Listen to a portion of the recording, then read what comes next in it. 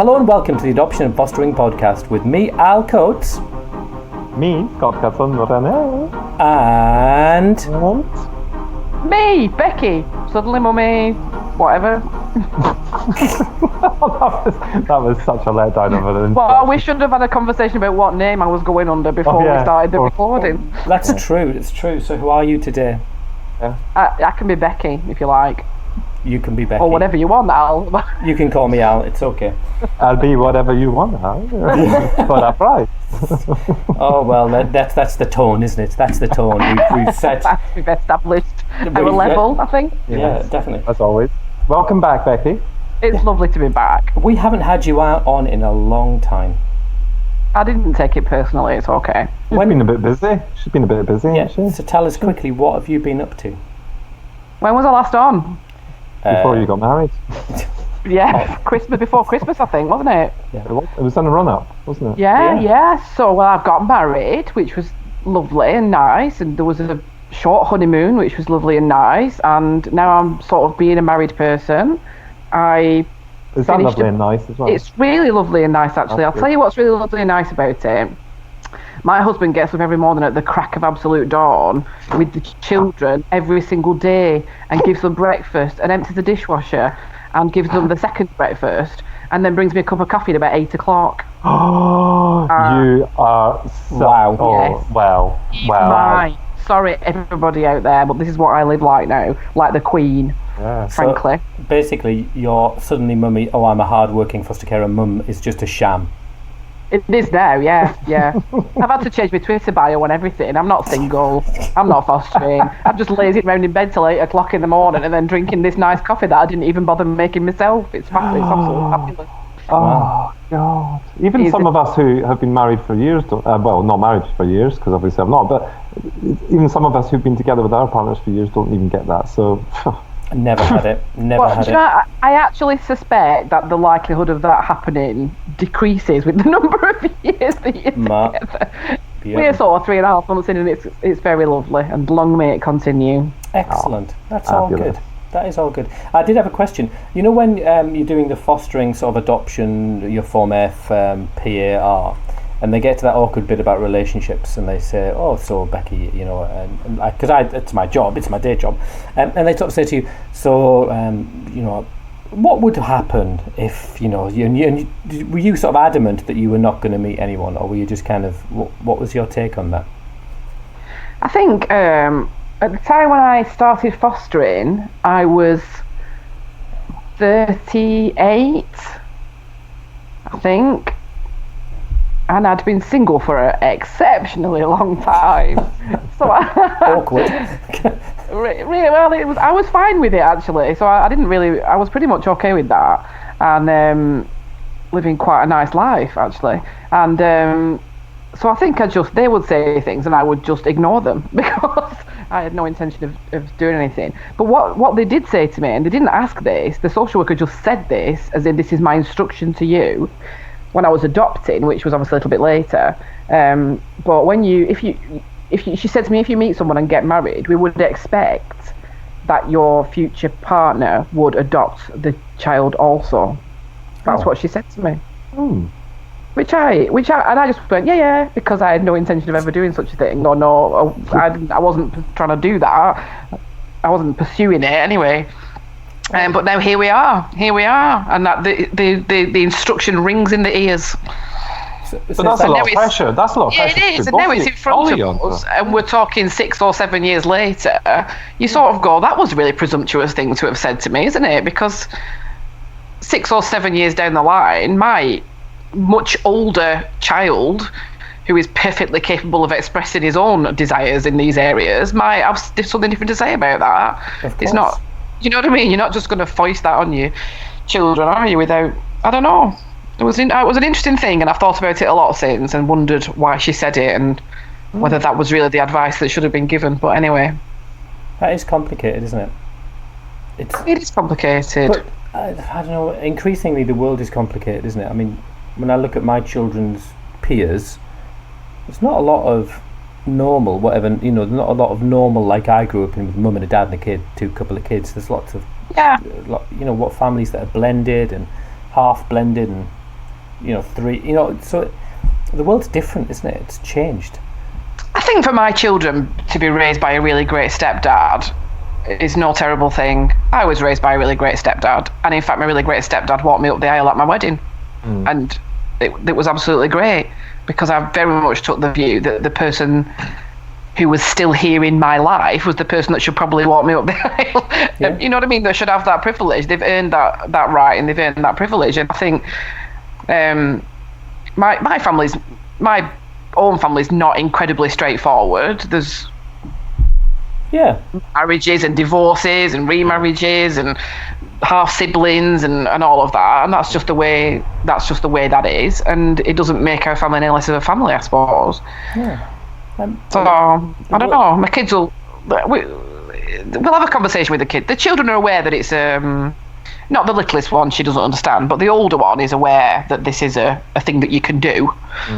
But there's no hurry, is there? I guess there's no hurry to get it wrong. Absolutely not.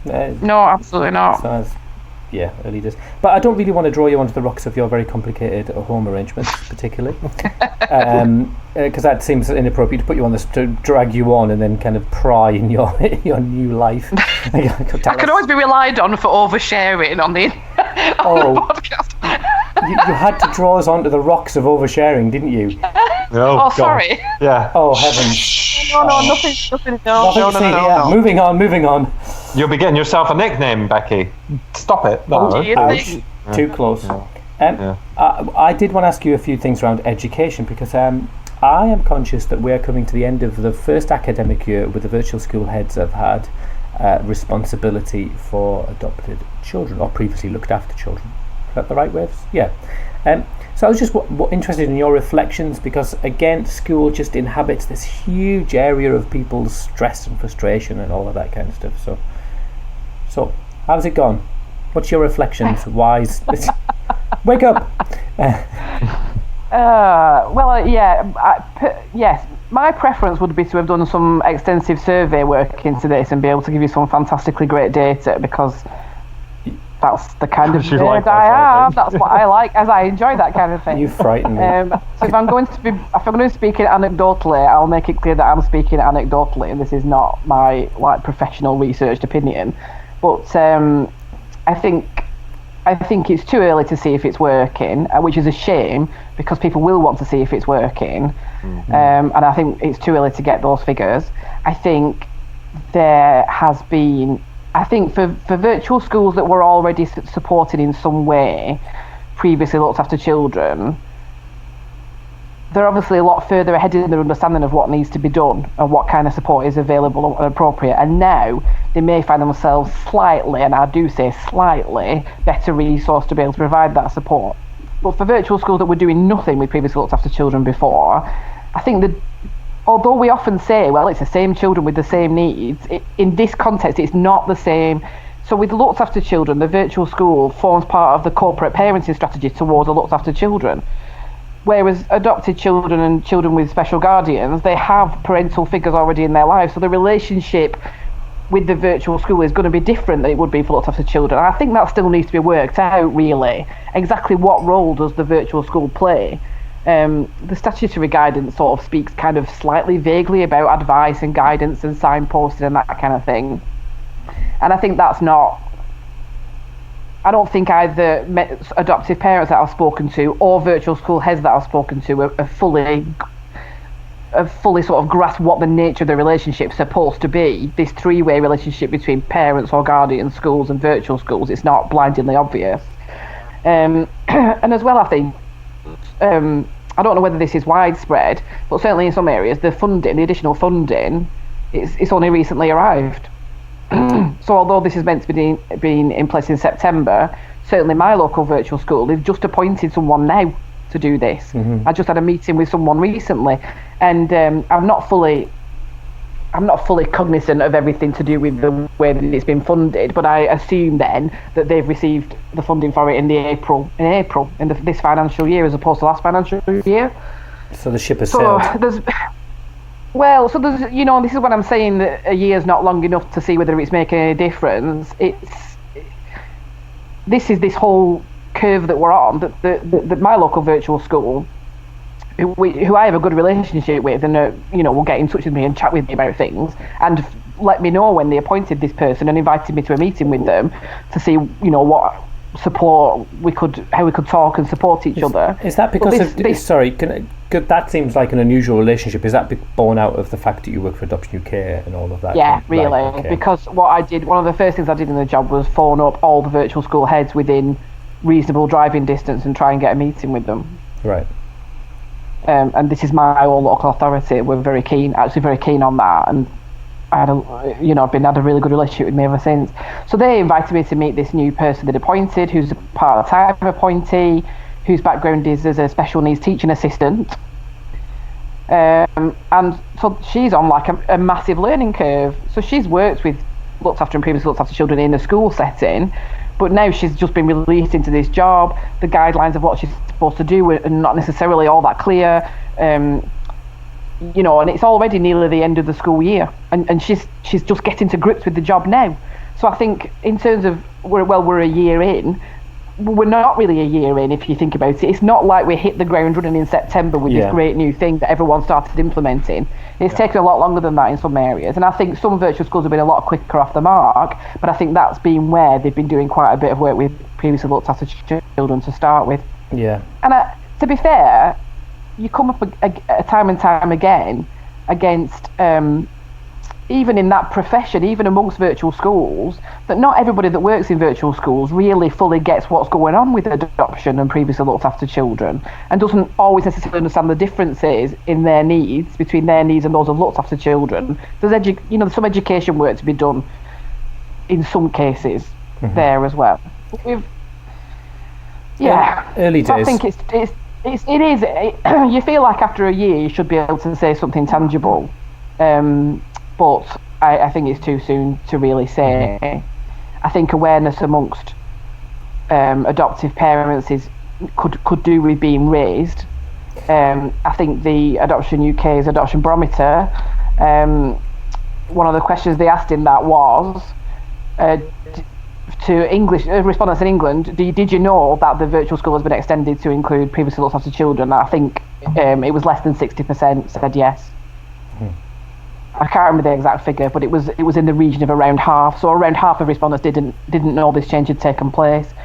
So we've got some way to go with that as well, I think, from both sides. Was there any kind of positives that you can think of that happened over the last year with it? Like any kind of virtual schools that actually did something with that? Yeah, definitely. It's difficult for me to I worry about calling out individual virtual schools because what happens then is that somebody has a bad experience with that virtual school and it somehow is my fault. And plus, then all the other people go to that virtual school and say, well, they're doing it like this and there, and you should go there. Exactly.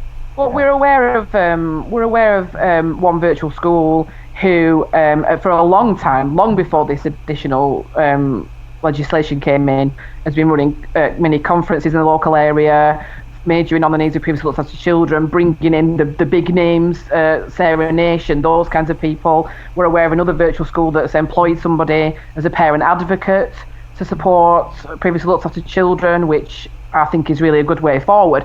Because when I've spoken to adoptive parents, like in a personal capacity, just chatting with adoptive parents and sort of said, what is it you want the virtual school to do? 9 times out of 10, they want someone to go to the meeting with them. And I think since if you look at the most recent statistics on exclusions for looked after children, they're really down. They've really come down. Across the board, or is that just across the board?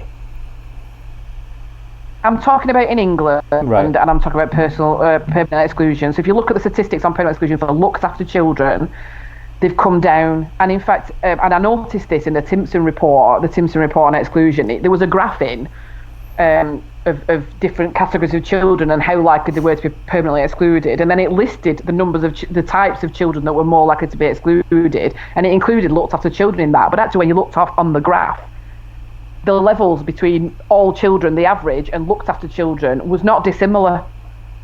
So there's been a huge improvement, it would seem, in terms of bringing the permanent exclusion rates down for looked after children. Now, I would be hesitant to say that's down to the virtual school, but they do have the virtual school. And so one of the things that can happen for looked after children is a child's at risk of exclusion, the virtual school gets involved, someone with a lanyard from the virtual school, and we know how powerful a lanyard can be, goes down to a meeting and they have a strategy thing and they do this thing, and there begins to be an expectation that we will try to avoid permanently excluding looked after children, and the virtual school would promote that way of working. But when it comes to adoptive families, of course, because in that capacity, the virtual school is acting as part of the parent of the looked after child, part of the corporate parenting. But in an adopted child or a child with special guardianship, that's not what's happening. The adoptive parent and the parents when they go to the meeting. But let's face it, the adoptive child's parent or the other child's guardian doesn't carry the weight at a meeting that a person from the local authority with a lanyard on would carry. We know that.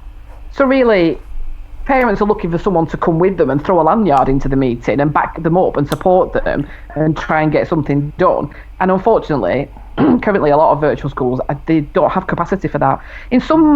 When the government released the pupil premium plus figures, and I'm going off on one now, but I'm a nerd and I like this. I mean, we've literally stopped asking you questions. It's just like a narrative, In fact, I'm going home. For the listeners now, they're both not even looking at me. They've just been turned away from it. They're looking at other places, like Scott scratching his face or something, I don't know.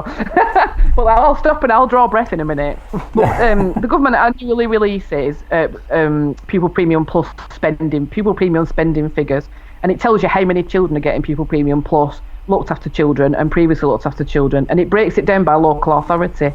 And in the year 2017 to 18, in some local authorities, it was almost the same amount of previously looked after children as looked after children.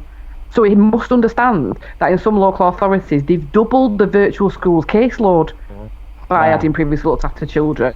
And I'm fairly certain they have not doubled the funding. Yeah. Undoubtedly. Yeah, I would say that's an absolute dead cert. So you know, if the virtual school is saying it's not got capacity, it doesn't have capacity, and actually, really, if you look at the statutory guidance for virtual schools, it doesn't say they're going to come to all your meetings with you because they can't write that in because they know that they're not going to give the virtual school capacity to do that. The fact that some are doing it is impressive, but virtual schools have ways of doing things with pupil premium plus to bolster up their funding. Some of them do things like that and some of them don't, so it's just really difficult, I think. Some of them are really creative, aren't they, and use their funds really effectively to kind of get as much bang for their buck. But I think it's really interesting, that idea of advocacy, because in some ways advocacy is really, sometimes a parent just needs someone to sit with them and just kind of hold their hand and say what you said before we got here, because of that paradigm. And I often feel like, you know, I'm really lucky that I've got a fantastic relationship with my school, but by jingo, I've really worked hard at that, and I've used every single one of my professional skills, and they are amazing. But I've had to pull out all the stops. I put MBE on the end of every email, just to get that. Literally, because I think that I've got to use every single tool, and some people just don't have all of those tools that I am blessed with, and those relationships and links. Do you think there would ever be a great place? I mean, this is totally off the wall, so you might both shout at me. Just for an advocacy service for adopters, just like an informal link for advocates. Like yes, I think I mean, God. I said to you before we started this, don't mention work, but you've gone into it. But yes, in an ideal world, that would be the service that we would definitely be providing at Adoption UK. Becky touched on one there. That's one of those, is Adoption UK's ones. It's working really well. It needs tweaking. It's quite new. The problem that you've got is, and this is a problem, unless we get in there early enough, they're quite high level needs cases to support the parents, and that's the problem. So if you're not going in early enough, then it's quadrupling the workload of one person. Now, we've all, I remember years ago we used some kind of parent partnership kind of thing that was available through the school, where we had a massive issue with the school, and they had no clue what we were talking about. We sat there and we felt like we were just, they were just a person there. They didn't say anything for us. We had to say it all ourselves. in this case, an advocacy service would be the absolute ideal, but it has to be funded, and that's the issue. You could say you could run it on volunteers and stuff, and that is possible. Of course it is. Any service could be run on volunteers, but it still needs to be developed, and it still needs to kind of pass all these kind of. Well, it needs to be managed, doesn't it? You can't just have volunteers running about offering advocacy randomly all over the country. Yeah, people need to be trained and supported and have a resource base, don't they? Yeah, that's the thing, because as much as we all like to think we know everything, we know as much as we know. If you've not, like Becky has Becky has an education background, so the chances are she's looked into things before, because that's the way Becky would do something, if you like. What we found is that anybody with no educational background, apart from obviously the experience of their children going to school, that can be a bit trickier. It's not that they're willingly give. Yeah, it's not that they're willingly giving that wrong information. It's just that there might be certain kind of words that are dropped in, and you think, oh, okay, that's not quite right, or so it's it is a tricky one. Yeah, and to understand as well that in every area, the local offer in education is unique to the local area. So if you're advocating for a parent in your local authority, the pathways to support and even the very names of those support services will not be the same as a person 5 miles down the road from another local authority, which makes it incredibly difficult to offer that advice in any way kind of centrally. If parents need advocacy support, they need someone that knows what the ground is like where they are, really, what the name of that thing is that you're supposed to call or whatever. Yeah. So you touched on Pupil Premium Plus there a minute ago. I've got a competition for you. You might recall it from a previous podcast we've done. Do you remember Bourbon or Bourbon?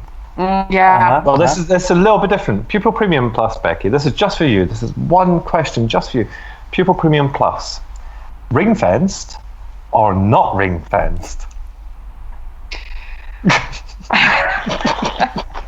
Oh, people are going to be writing in. Your listener is going to be... Yeah, I know. Your mum was going to write in. The reason I'm asking is because I'm hearing this again and again and again. You touched on a really important point there that, virtual schools have to be really, really, really, what's the word you used, Al? You used the word... Was it a good word? It was a good word, yeah. They have to be resourceful. It wasn't that word, but they have to be resourceful. So they're trying to do what they can with the money that they're getting, and then they're trying to top it up from somewhere else. So I'm just inquiring, because I get why it's not ring fenced, but I'm seeing more and more people going, it needs to be ring fenced. So I just wondered what your thoughts were on it. I'm not asking to pin you down on it. Sorry, though. I do have views on it, obviously, because I have views on everything, so that'll be no surprise. No. You can always rely on me to have a view. I think the thing with Pupil Premium Plus is it is already the statutory guidance for designated teachers and elsewhere already says that this money is meant to be used to benefit the cohort of children for whom it's intended. So it's ring fence is not the right word, but it's restricted in that sense that the DfE have been quite clear that you're not supposed to use it to backfill your general funds. You're not supposed to use it to prop up your special educational needs budget. Yeah. You're not supposed to use it. You're not supposed to throw it in a pot with what we call ever 6 pupil premium, which is meant to be dealing with economic disadvantage. You are meant to use it on the eligible cohort. Now. But what it is not is it's not ring-fenced to your individual child as a personal budget. And I think it's because of the way Pupil Premium Plus works, I don't think it ever could be ring-fenced to individual children. For instance, Pupil Premium Plus funding comes in by financial year and not academic year. So if the funding's ring-fenced only to your child starts school in September, at primary school, they apply for it in January, they get it in April. Until April, they can say to you, we can't help your child because the Pupil Premium Plus funding for your child has not come through. Now, I'm aware people will be going, but my school already says that to me, and I'm aware that already happens, but that's not supposed to happen. The point of it not being ring-fenced is so that you can use the money on the cohort. So when your year 6 pupils leave in July and they leave money left over, that is put to the side to support the new reception class children coming in so that it's being used for the cohort. I also think schools would be under a bureaucratic cosh if this was seen as a personal budget and they had to evidence for each individual child how each penny of that had been spent. It is a lot of money, but in terms of the school's whole budget, it's not that much money. And if it's going to take hours of work evidencing how you spent it all, itemised, then schools might just go, that's not worth the hassle. I think as well, some children, not ring fencing it enables you to pay for whole school training. It enables you to pool it to pay for activities that will support a lot of children. So supposing they use it to run a lunchtime nurture club, if the money's ring fenced to individual children, those children have to use that nurture club. You need to see how many hours they've used it for to see if they've had their money's worth out of it. It just becomes a nightmare of bureaucracy, like evidencing what you've done with the money. And what I'd prefer to see is the monitoring of the impact of that fund on that cohort be radically overhauled and made a lot more robust. So it's meant to be spent on the pupil premium plus eligible cohort. Who is checking that it has been spent on them? Who is checking that it's been spent on things that are actually useful and that have led to positive outcomes? Now, ostensibly Ofsted is, because Ofsted inspects pupil premium. But and I think this is the issue, that pupil premium plus, because it is just another kind of pupil premium. So when Ofsted say pupil premium, they're including PP plus. But it just gets subsumed into this much more humongous amount of money that is pupil premium, and you don't ever really get to drill down into what the pupil premium plus was used for. Schools are meant to put on the website what they spent it on, but just imagine you have 2 adopted children in the school. As soon as you start to say what you spent pupil premium plus on, you're telling the whole world what you've done for those children. Anyone who knows who the adopted children are in the school knows that they're getting this one-to-one or an hour of Lego therapy or access to a nurture group, or knows what that individual child is getting just from looking on the school's website. That's really difficult to preserve everyone's anonymity. But I think on a wider level, ensuring that Ofsted are rigorously inspecting the use of Pupil Premium Plus separately from Pupil Premium would perhaps help. You've opened up one of the interesting things. I was a school governor, which I've probably said before, for 10 years, of which I will get none of those years back. The most hideous experience of my entire life. Just dull as. And you did it for 10 years? Yeah, it's a long story, but I think it was just attention seeking. Probably. But what I really concluded was that this is a business. This is not just. You've got to get away from this notion of just people teaching children. The accounts are really complex. It's got so many moving parts, and actually often we can sort of reduce it down to my child needs. Yeah. But actually, when you look at the accounts, or all of the legislation that's been because it's not just this. We're focusing on this, but there's a whole raft of other, advice, guidelines, all of that kind of stuff. That actually we've got to understand that when we're approaching schools, that we are one issue in a myriad of issues, aren't we?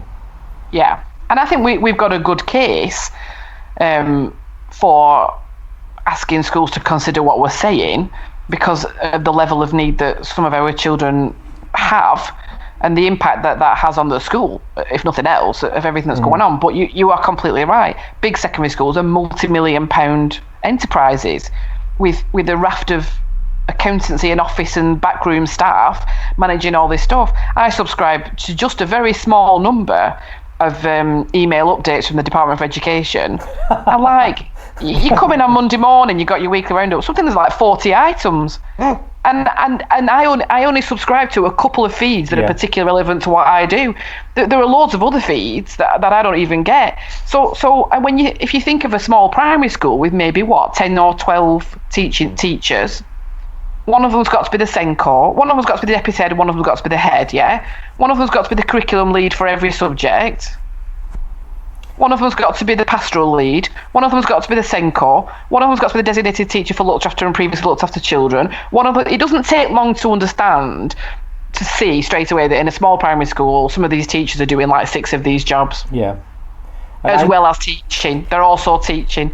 And so really, I can't get upset with a teacher in that situation who, having stayed up till 8 or 9 o'clock, stayed in school till 6, 7, 8 o'clock marking and doing data and whatever, planning actual teaching lessons and everything, didn't quite pick up on that piece of legislation that the government passed a while ago and that someone got an email about in amongst the 200 other emails they got that day. We've to cut them some slack in that sense. What is more difficult to cope with is when an informed parent goes to school and shows them the stuff and it still doesn't happen. That's more difficult. Yeah, but I'll say this, and I will, because we're talking about education and because the adoption barometer has been published and because I happen to know what it says in it, I will say this about education questions, and I think because I speak often to parents who have had a struggle with school, and I don't quite as often get to speak to parents who have had a great experience with school. You forget that does actually happen, that there are parents who have a great experience with school.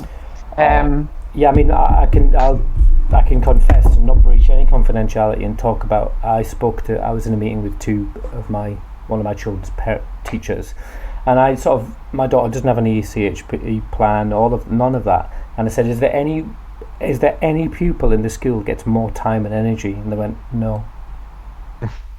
And I thought, wow, you guys have gone above and beyond repeatedly. Yeah. And it's a labour of love for them. Yes. In the midst of all of they've got to do, they're bothered. And it's just. And I think this really came through. Parents saying this in the responses to the barometer, and I think some people will be surprised to hear what I'm going to say. That there was a lot of concerns. What? Are we getting an exclusive here? No. Yeah, a Becky exclusive. No, the barometer's published. No, your opinion. You said you people will be surprised to hear what I've got to say. So we're like, an exclusive. Okay. Well, I'm only going to say what's the barometer because I was surprised by it. Well, I'd like to think that they keep you in a cupboard in Adoption UK Towers, and then they go, what? Oh, we need someone. What does Becky think? And they get you out and go, what do you think? And you go, and they shut the door. Go, right, okay. I told you not to share that video. Ever. That is exactly what happened. And even better, if they can, they try and get it done by email. All right. No human contact. More gentle on the eardrums. No, but when we look at what parents had to say about their schools, more than 70% of respondents told us that their teachers listen to them and try to understand, and B, that their schools are trying very hard to support their child. More than 70%. And I just think it's important to acknowledge that that's out there. There were concerns, although parents said that, there were issues around funding. They had a problem with funding. There was a problem with parents felt that teachers hadn't been trained with what they needed to be trained with. They didn't have the resources, funding, time, all of that. But the sense was that really a significant majority of parents appreciated that their children's teachers were trying, wanted to work with them, that the school wanted to work with them. But where it all fell down was that, they didn't know they hadn't necessarily the level of expertise that was needed. Yeah. They didn't necessarily have the time, in some cases the money. But that sort of flies in the face of the narrative that it's rubbish. Or if you want to start a Twitter war, you start talking about schools, and it all spills out. So that kind of indicates that Twitter is not necessarily a good barometer, if we're using the barometer word. But I'll tell you what, there is no doubt, because I've met some of them on Twitter, there is no doubt that there are teachers out there whose response to being spoken to about attachment and trauma is to basically say, that's made-uppy, your child is naughty, have a sticker chart, your child needs to learn to follow the consequences like everybody else. And I have seen that narrative played out on Twitter many, many, many times. So I'm not saying, in sharing those results from the barometer, I'm not saying, hey, everything's great in education and all the teachers are doing a perfect job and we just need to get on board. No, there are still, when I say there are teachers out there who don't grasp this and don't want to grasp it, actually. Just have a different view of what makes a person behave the way they do and are not particularly prepared to have a conversation with you about it. And if your child with attachment difficulties and developmental trauma ends up in that classroom with them, they're going to get a lot of detentions, basically, because that's, You know, people who genuinely believe that misbehaviour is a choice. It is your choice to misbehave, and if you're not behaving, then you'll face the consequences, and that's how you'll learn. But on the other hand, I speak to other teachers that I know in real life, but when you say to them, when I tell them what I'm doing for a job, they're almost like clutching my shirt collar and saying, please help me, me. There's a child in my class, XYZ. We can see that he or she is really hurting and really struggling, but we don't know what to do. And you know, I have a friend who has a child in school who basically they just pulled out all the stops to not have this child be excluded by the end of primary school. They just wanted to be able to get to the end of primary school and say, like, look at you made it. You've done well done. You know. And this is a child with really a lot of complex difficulties. I don't know the details of them because obviously that's not my place to know. But the teaching assistants in, and they just were like piling on the stuff of supporting and nurturing and everything they could possibly think of. But this teacher said to me, she says, and I'm just devastated because this child will make it to the end of year 6 and it will be a great achievement, but I bet he won't make it past the term in secondary school because they won't be able to do all this that we've done there. And that's a different world, isn't it? And she was heartbroken about it. She was really sad about it. She says, this child's just got a lot of potential and I feel like it's not going to work out at secondary school and it's going to be just such a waste. And I think when we're struggling to get our point across to people who don't want to listen to it, we must remember that there are a lot of teachers out there that do really care, do want to listen to it, and are pulling the tripe out. But as you said, you know, our children are in a class with 30 children. There'll be a lot of different kinds of needs, and it's just hard. Yeah, I mean, I'm almost scared to ask you about the adoption barometer, but I'll tell you my interesting story. That I for some reason someone phoned me up and asked me to go on about the adoption barometer. I don't know why they asked me to, because it's nothing to do with me. So I talked about it having read the executive summary, and then I listened to it late, like the next day on the radio. I re-listened to it, and you were on before me, and Becky, you were just fantastic. I was sick of my life because I sounded like this numpty half-wit dad going, "Oh, it's dead sad with them kids and that, innit?" Oh, I've seen Annie and that, and that's dead bad, that. And I didn't say that. But I just thought, you came on and you talked like that. You said about 10,000 words in 3 minutes flat, and the poor man didn't know. So it was Radio Tease. It's out there. Yeah, I remember that. That was a random call. I had a lot of random calls to... I find it really weird speaking on the radio because obviously it was not something I've done ever before until recently. And some producer will phone you up and you can hear the music playing in the background and all of that. And they say, oh, we'll put you on live in a moment, blah, blah, blah. And you've no idea what you're going to be asked. You know, well, you do know. This is what you do know. When you come on to speak about adoption and anything that's a challenge in adoption, at some point the radio interviewer is going to say, don't you think that telling people about this will put people off becoming adopters? Because I always say that. Yes, always. Yeah. Then you do your little piece on the radio, and then they say thank you very much, and they just hang up on you. Yeah. It's really weird. It You're is just bonkers. like completely cut dead. Well, I always get asked, they always say, you've adopted 6 children. Oh, and I just, I hate that because that's not, well, I suppose no one knows my story. There's son of Scott. He's just son of Scott. Son of Scott. Sauce. Spawn of. So I've got. So we've got you off education. Deodorant. Deodorant. Is that just? Yeah, deodorant. He just waved his arm next to me. Believe me, he needs some deodorant. Oh my goodness, your beard's changed colour. Oh, it's dropping out. Yeah. So Becky, is it true you've written a book as well? Yeah, I've been busy. What have you written a book about? The book, it's education themed. Education themed. It's my life has a theme. So the book, it's coming out in September. It's got like a front cover and like a blurb and everything. It's like a real book and everything. Is it actually typed or is it on a typewriter? Or someone? Not me. Not me. I didn't know. Someone's made it look proper. So it's not even.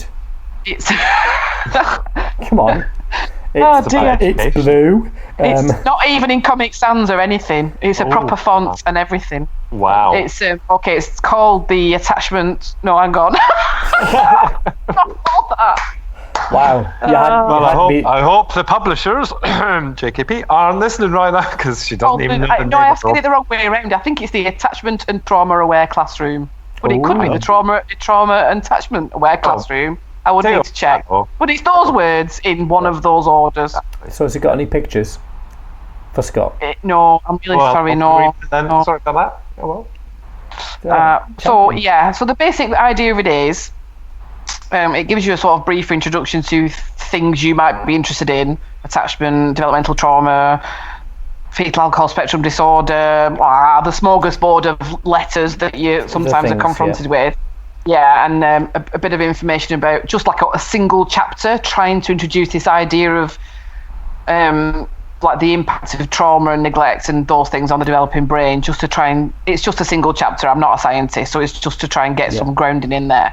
And then it fairly swiftly moves on to each chapter picks out an aspect of school life that might be challenging, breaks it down, like what kind of things go wrong, why might this be happening, what might be the reasons why a child will struggle with this, what responses might they display in the classroom as a result of this, and what are some of the strategies that you could try with that individual child in your classroom. So it's like, it does sound really practical, which I think, but which people want to get cut to the chase, don't they? Often with especially busy people, they just want to cut to the chase. Just tell me the stuff.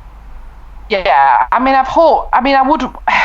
there's a lot of really fantastic books out there that will explain attachment to you, and we'll put it in an education setting and everything, and we'll give you some excellent theory.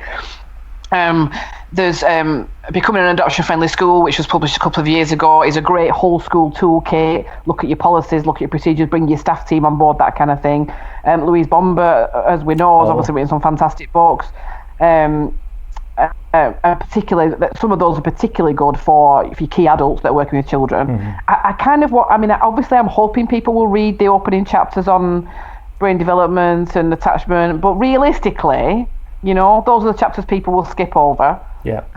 You just got to be upfront about that. What I'm hoping that people will find in there is, I've got a problem with a child that's disruptive in class, flick through to the chapter on disruptive in class, find a succinct explanation of what might be happening, where this might be coming from, some things that we could try that are trauma and attachment informed. That's the plan. And those sort of books, I find that people then tend to work their way back to that other stuff.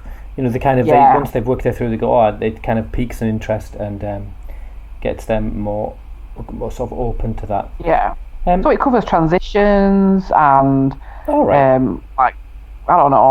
transitions. So would it be behaviour useful management for parents? Systems. I think it perhaps would be. It is aimed at the classroom teacher. Right. But I think, bearing in mind that we understand the classroom teacher might not actually just want to sit down and read a massive book right now, and that this is a problem that parents report to us, that if they take a big book to school, teachers... We've all done that. Sort of, it's too much, it doesn't get read. But it may be that a parent might find that some of the strategies really they know that they would work for their child, and could perhaps take the page in and say, look at this page, or just look at this chapter. This is what is happening when you take my child on a school trip. This is why it goes horribly wrong. And this is some of the things you could perhaps try, or we can work together on this, and I can support you so that my child can go on the trip. So it tries to cover really practical things, queuing up and playtime in the playground, and food issues and toileting problems, and it tries to cover some really like ground level basic stuff that sounds like Scott in the AUK office, some of that stuff. Queuing up, playground, toileting.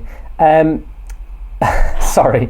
You're just getting picked on, Scott, really. It's just a pile on. Twice tonight, I'm counting them. I know. It all goes down his There'll be payback. Little red book. Yeah, it's all in the accounts. I am... sorry, I've got to... Well, stop it. Let me talk. Because he gets paid now, that's right. Right. That'd be fun. I have a few things I need to do, which is one thing is I've been in an email correspondence with someone from Canada. So I promised that in the podcast I would say to them, if you're listening to the podcast and you've got this far, well done. That's a given. If you're listening to the podcast and you've got this far and you're from Canada, double well done, because we've been talking about the English school system. However, if you're struggling with challenging or violent aggressive behaviour, I've got someone I know in Canada who wants to do a study or a survey. So if you want to get in touch with us through the podcast, through direct messages, through our Twitter, our Facebook page, email us. I will pass you on to them. So that's a message for Canada. Scott, have you got any notifications, announcements? Like, I don't know. No, okay. I wasn't even aware this was now a new thing that we were doing. Oh my days!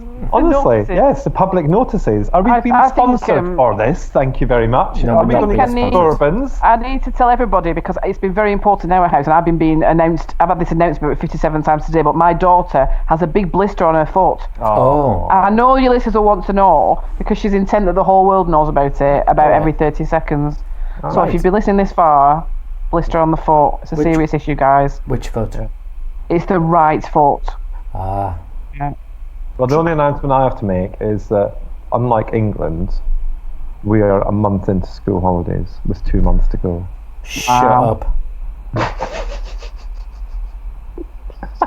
Silence. Do you know what? I can't empathise at all because I home educate my children. Every day is a school holiday for me. I'm just like, whatever. Only 3 months. I know. Yeah. 3 months of summer holidays. And do you know what? The weirdest thing is we found out because we had a cup of tea with the vice principal last week.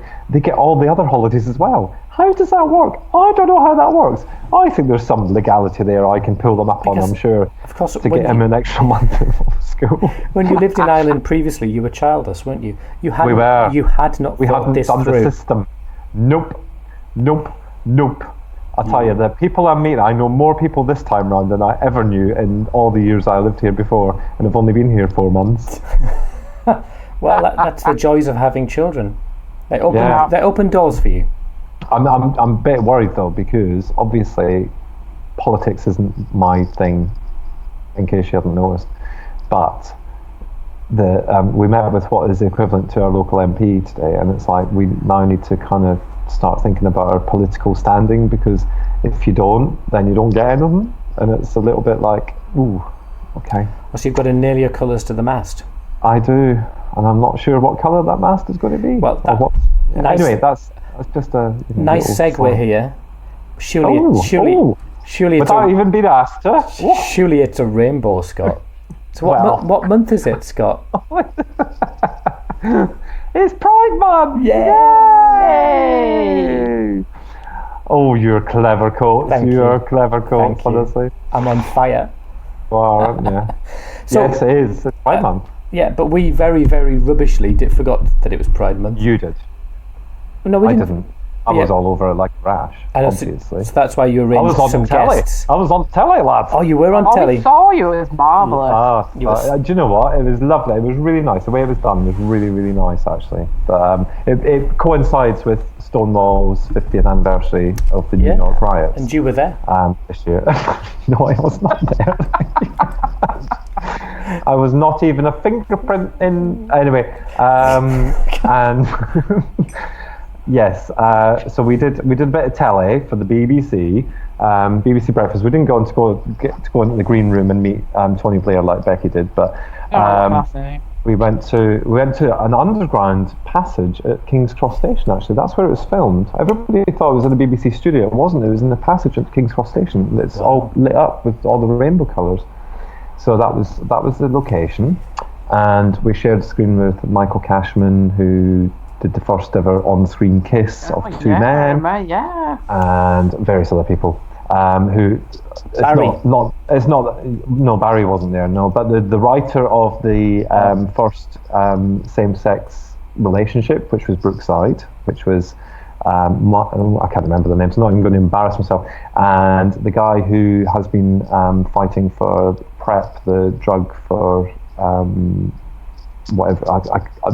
You put him on the spot now because I didn't think we were going to talk about this, but yeah, he was on there as well. And there was a lesbian couple who were one of the first couples to get married, and obviously we were there as one of the first same-sex couples to adopt. So tell me, what are the numbers for adoption now? What we're running at same-sex couples? So in England, we're running at 1 in 8. So one adoption in 8 is by same-sex or a gay or a trans one of the community. I think it stands at 1 in 12 in Scotland, or 1 in 10 in Scotland. Sorry, 1 in 10 in Scotland.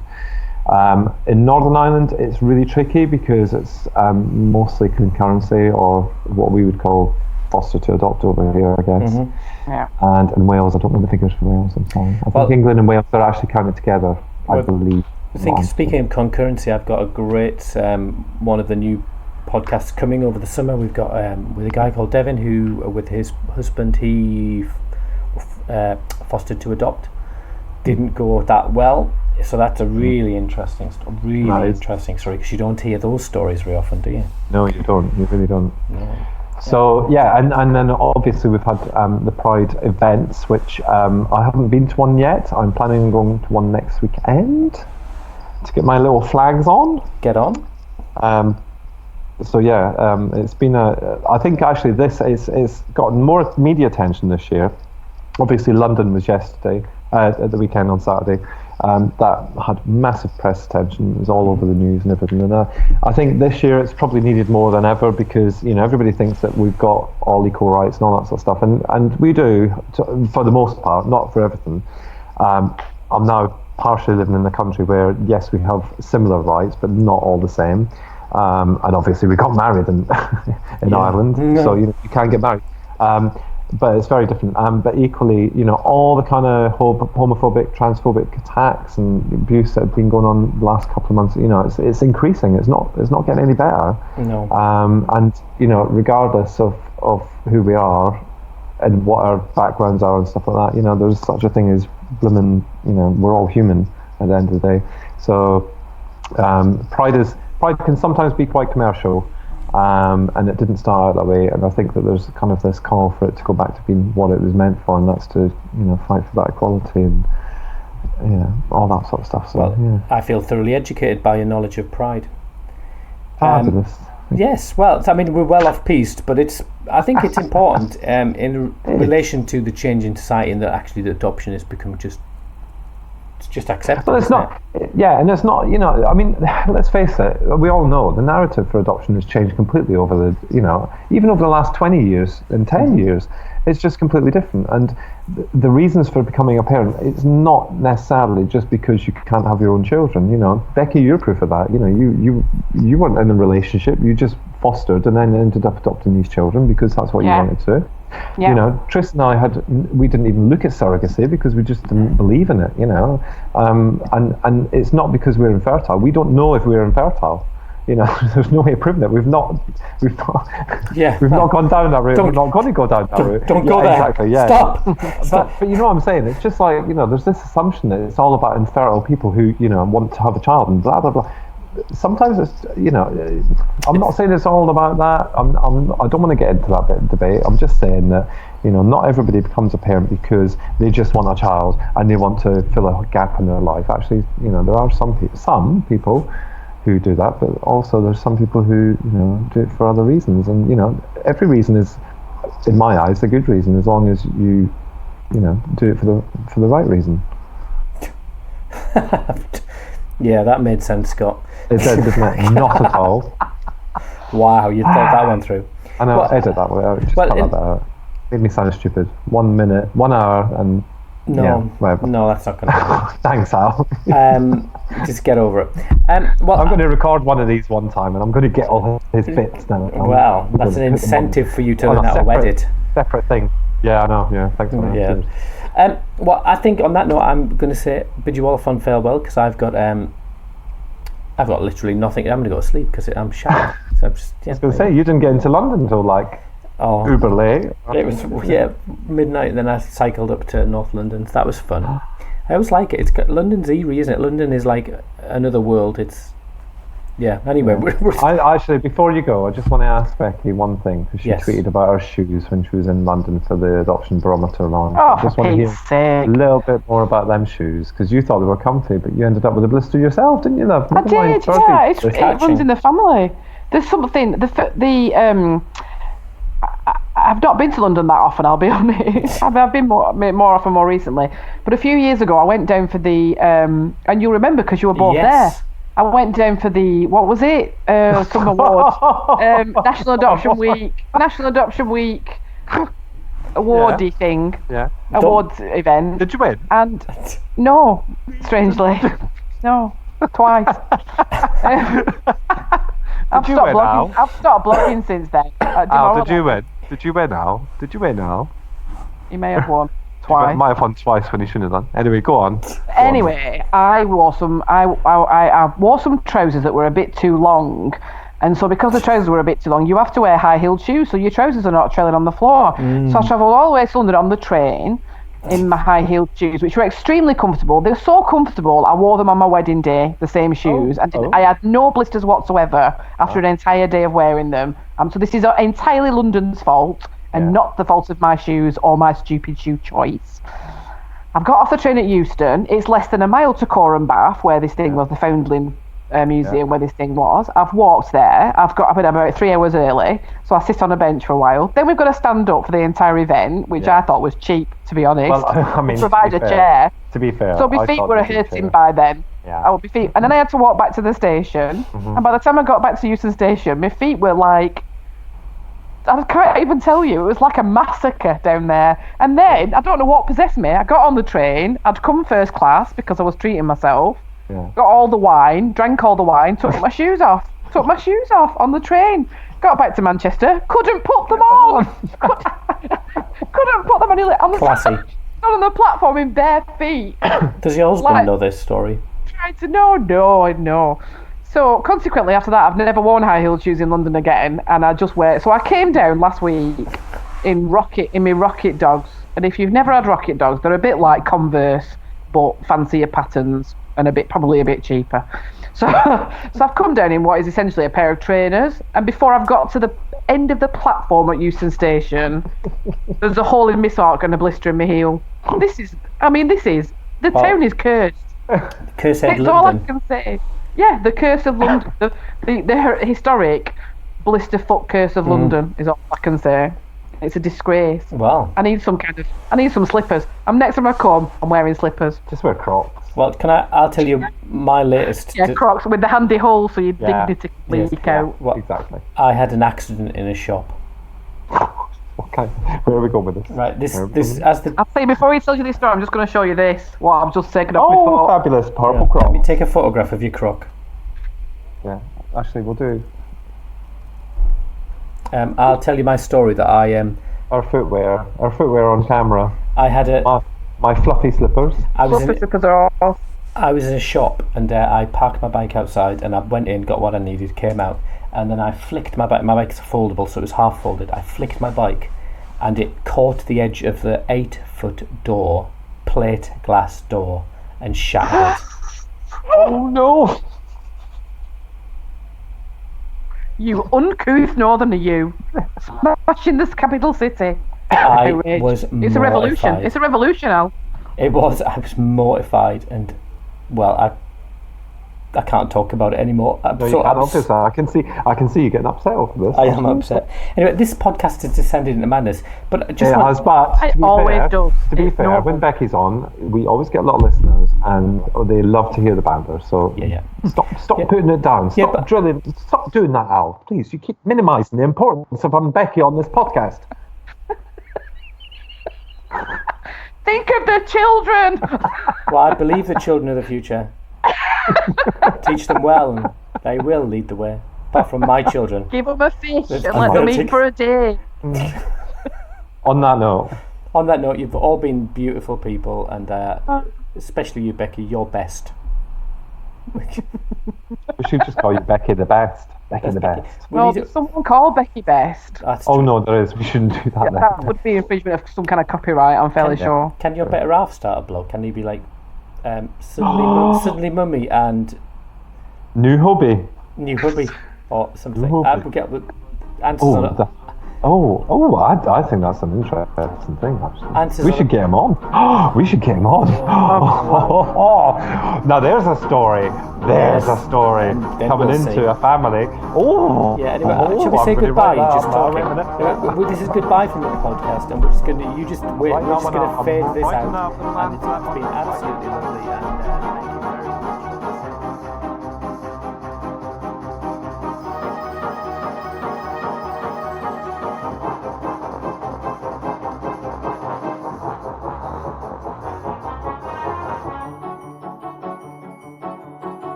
I have a split screen of the two of you, and on the right-hand side is this grainy image of a tired-looking man with his headphones on, and on the left-hand side is this soft-focus, beautifully bathed in light. I'm not joking, Scott.